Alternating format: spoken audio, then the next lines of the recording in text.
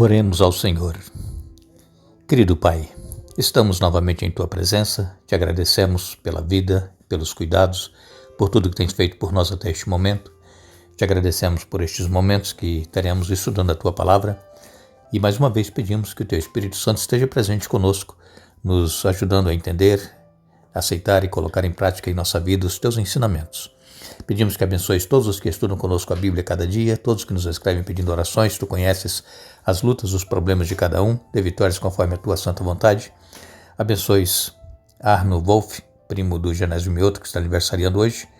Abençoes também Claudete Correia Machado de Oliveira, especialmente abençoes o neto da Claudete, que é o Mateus Correia de Oliveira, está aniversariando hoje.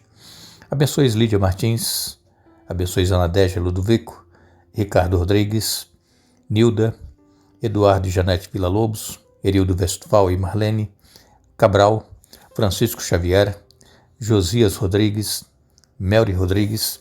Tu conheces os pedidos que cada um apresenta aqui e pedimos, Pai, que tenhas misericórdia e atenda-os conforme a Tua vontade, em nome de Jesus. Amém. Iremos continuar o nosso estudo desta semana. Estamos falando sobre duas histórias que nós temos aqui no livro de Josué, e dessas histórias nós extraímos também lições de fé para a nossa vida. E essas duas histórias, esses personagens foram surpreendidos pela graça. Por quê? Porque a graça ela nos alcança, aonde quer que nós estivermos, não importa quem nós somos e o que nós fazemos, a graça de Deus ela nos alcança, como alcançou Raabe, que era uma mulher prostituta, mas que ela cria no Deus verdadeiro, e apesar dela não pertencer ao povo de Israel, e ela pediu então que os espias prometessem a ela que ela e os seus familiares seriam poupados da morte quando os israelitas tomassem a cidade de Jericó. Fizeram ali um compromisso e pediram que ela colocasse um cordão vermelho na janela, e quando o exército de israelita tomasse posse de Jericó, a vida da Raabe e de seus familiares seria poupada se eles estivessem dentro da casa com esse cordão. E nós até lembramos da Páscoa, quando o povo de Israel saiu lá do Egito, e o que eles usaram para que os primogênitos fossem poupados da morte foi o sangue do cordeiro passado nos umbrais e nas vergas das portas. Assim também nós precisamos ter a certeza de que nós fomos remidos, lavados, perdoados pelo sangue de Jesus. Se nós temos o sangue de Jesus em nossa vida, nós estamos cobertos, nós estamos protegidos. Mas, infelizmente, muitas pessoas dizem que aceitam a Jesus, que creem nele, mas não se entregaram totalmente e continuam vivendo uma vida de pecado sem estarem protegidos pelo sangue do Cordeiro. Hoje nós falaremos dos Gibeonitas. E quem são os Gibeonitas? Nós vamos ver aqui em Josué capítulo 9. É a outra história que nós vamos estudar aqui essa semana. Aqui em Josué capítulo 9, a partir do verso 1, começa dizendo o seguinte: Todos os reis a oeste do rio Jordão souberam do que havia acontecido. Eram os reis dos Hititas, dos Amorreus, dos Cananeus, dos Ferezeus, dos Heveus, dos Jebuseus, que viviam nas montanhas, nas colinas do oeste, ao longo do litoral do mar Mediterrâneo, até as montanhas do Líbano, ao norte.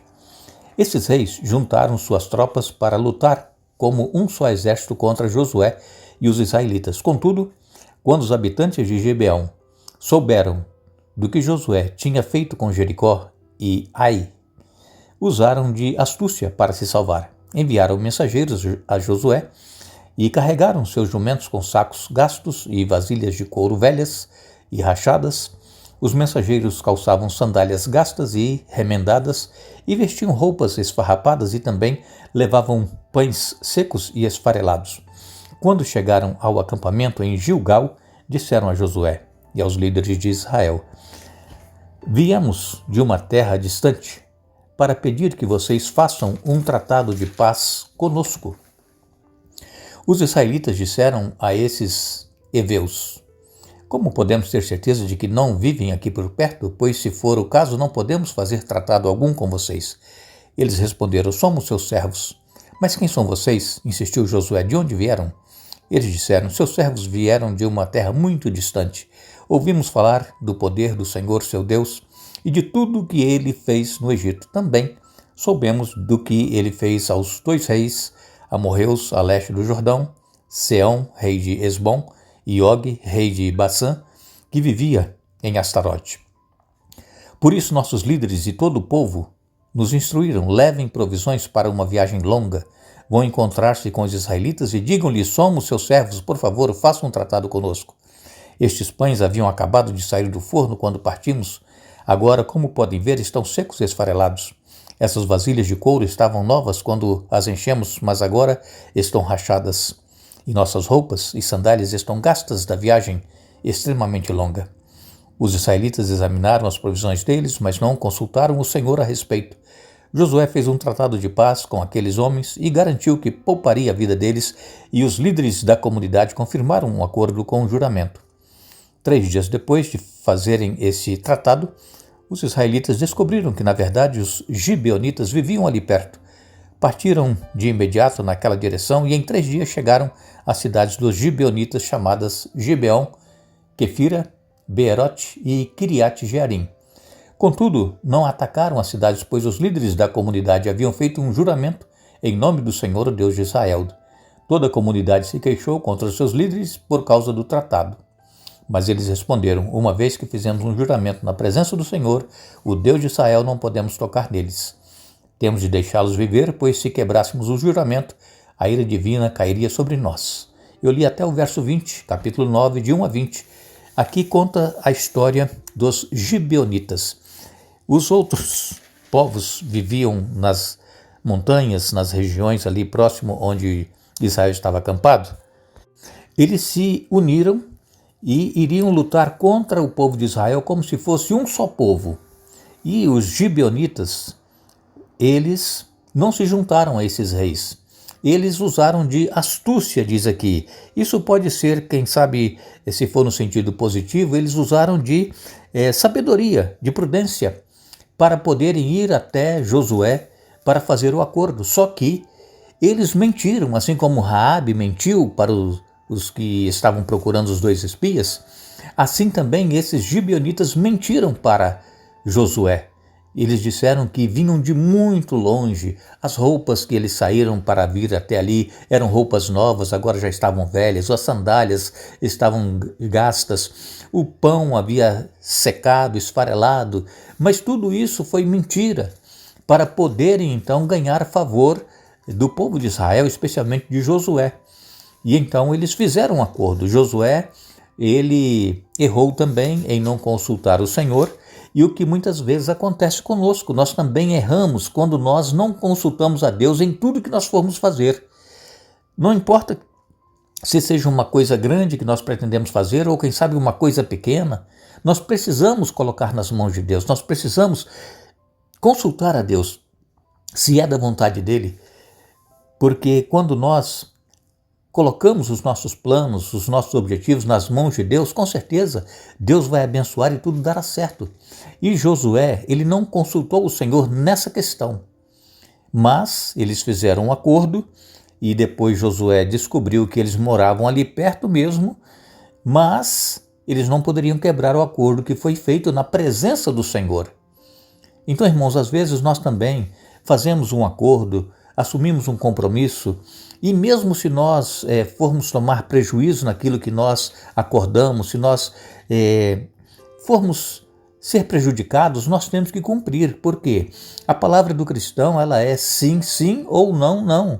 Nós não podemos falar uma coisa e depois agir de outra forma. Aqui Josué então disse: não, nós vamos cumprir o que nós prometemos. Apesar dos gibeonitas terem mentido para Josué, e Josué ter feito um acordo com eles, eles passaram a integrar o povo de Israel, passaram a conviver com eles, passaram a ser servos do povo de Israel. E então Josué disse para eles: olha, vocês vão ficar aqui, mas vocês vão ter que cortar lenha, vão ter que carregar água para toda a comunidade de Israel e para o altar do Senhor, no lugar que o Senhor escolhesse construí-lo. Isso é o que eles faziam até aquela data, para o povo de Israel. Então, eles passaram a ser servos, os gibeonitas, mas eles tiveram a vida preservada e eles passaram, como eu disse agora há pouco, a integrar o povo do Senhor, o povo de Israel. Então, nós também, às vezes, somos enganados, mas se nós concordamos, aceitamos, fizemos um acordo, é possível até que essa pessoa com a qual nós negociamos ali, fizemos um acordo, ela também venha a ser parte do povo de Deus. Então, às vezes, Deus usa fracassos, coisas erradas que fazemos para o próprio bem. Ele reverte o mal em bem. Muitas coisas aconteceram na Bíblia, está registrado, em que as pessoas erraram, mas aquele erro foi para o bem da pessoa. Assim, a graça também alcançou o povo de Gibeão, que são os gibeonitas. Você pode ler aí o capítulo 9 de Josué, conta essa história. E é interessante que quando os gibeonitas chegaram até Josué para falar que eles vinham de muito longe, é mais ou menos o mesmo discurso, as mesmas palavras que Raabe usou para aqueles homens que estavam à procura dos 2 espias. Eles já foram, saíram daqui antes que o portão fechasse e se vocês forem, vocês podem alcançar pelo caminho. Então, às vezes, irmãos, nós condenamos pessoas, né, que usam uma mentira, mas nós cristãos não devemos mentir. Nós devemos procurar falar sempre a verdade, mesmo que doa, mesmo que às vezes nós fiquemos no prejuízo, mas nós temos que ser sinceros e verdadeiros. Como eu disse para vocês hoje, ou melhor dizendo, ontem, os mentirosos não entrarão no reino dos céus. Então, se nós temos este pecado em nossa vida, que é a mentira, nós precisamos orar a Deus, pedir para que Ele nos dê forças, para que possamos ser sinceros e também verdadeiros em tudo que nós falarmos e fizermos, que nós não venhamos usar de subterfúgios, usar de mentira, como a maioria das pessoas estão fazendo para que possam alcançar os seus objetivos. Nós sabemos que na lei de Moisés, nós encontramos ali orientações sobre como conhecer a vontade de Deus em casos como esse, que foi aqui o caso dos gibeonitas. Josué, ele deveria ter perguntado sobre a vontade do Senhor, e assim ele teria evitado o engano dos gibeonitas. O dever fundamental de um líder de Israel, bem como de qualquer líder cristão, é buscar a vontade de Deus. E quando nós negligenciamos a vontade de Deus, assim como o povo de Israel negligenciou nesse caso, eles foram levados a violar as condições fundamentais da conquista da terra ou a quebrar um juramento feito em nome do Senhor, o qual eles eram obrigados a cumprir. Nós temos, então, revelado na palavra de Deus como é que nós devemos agir, e aquelas pessoas que estão registradas na Bíblia e que erraram, que nos sirva de exemplo para que nós não cometamos os mesmos erros. Agradecemos a vocês que estiveram conosco hoje. Retornaremos amanhã para dar continuidade ao estudo desta semana e queremos desejar que Deus esteja conosco, abençoando e nos dando a orientação no nosso viver. Que Deus abençoe.